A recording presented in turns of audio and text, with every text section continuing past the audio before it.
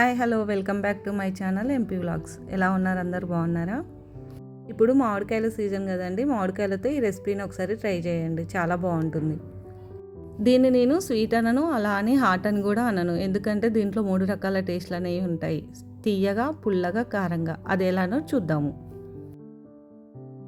ఈ రెసిపీ కోసం నేను దోరగా పండిన 2 మామిడికాయలను తీసుకున్నాను.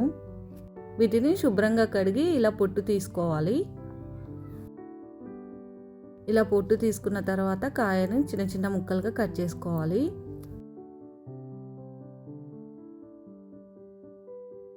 ఇలా కట్ చేసుకున్న ముక్కలు 1 కప్పు వరకు అవుతాయి.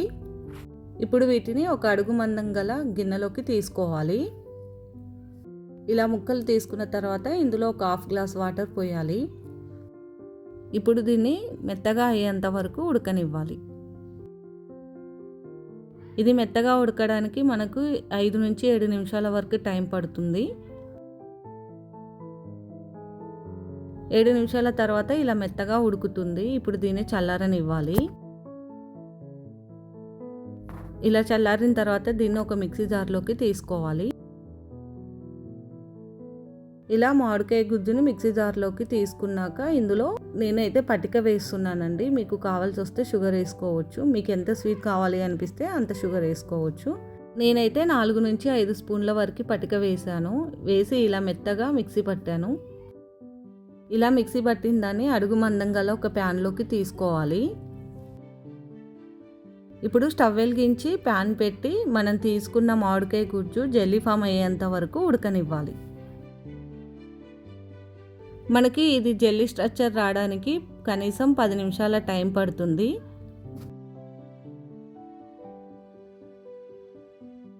ఇలా ఒక 5 నిమిషాల పాటు ఉడికించిన తర్వాత ఇప్పుడు ఇందులో 1/2 స్పూన్ ఉప్పు వేయాలి.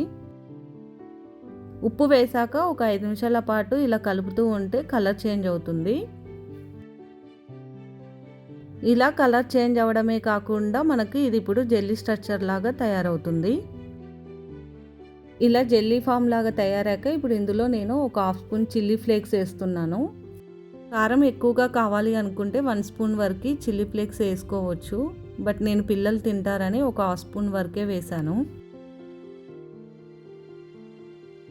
ఇలా చిల్లీ ఫ్లేక్స్ వేసాక 1 నిమిషం పాటు కలిపి స్టవ్ ఆఫ్ చేయాలి.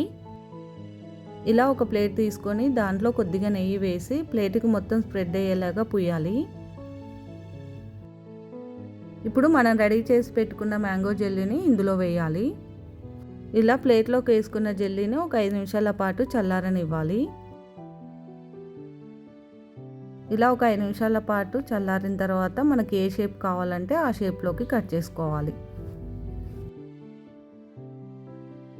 అంతే అండి, తీయగా, పుల్లగా, కారంగా ఉండే మ్యాంగో బైట్స్ రెడీ.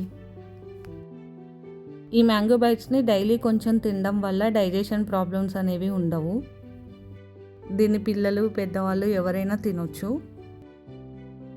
మీరు కూడా ఇలా ఒకసారి ట్రై చేసి ఎలా వచ్చిందో కామెంట్ సెక్షన్లో కామెంట్ చేయండి. ఈ వీడియో మీకు నచ్చినట్లయితే లైక్ చేయండి, షేర్ చేయండి. ఇలాంటి మరిన్ని వీడియోస్ కోసం నా ఛానల్ని సబ్స్క్రైబ్ చేయండి. Thanks for watching.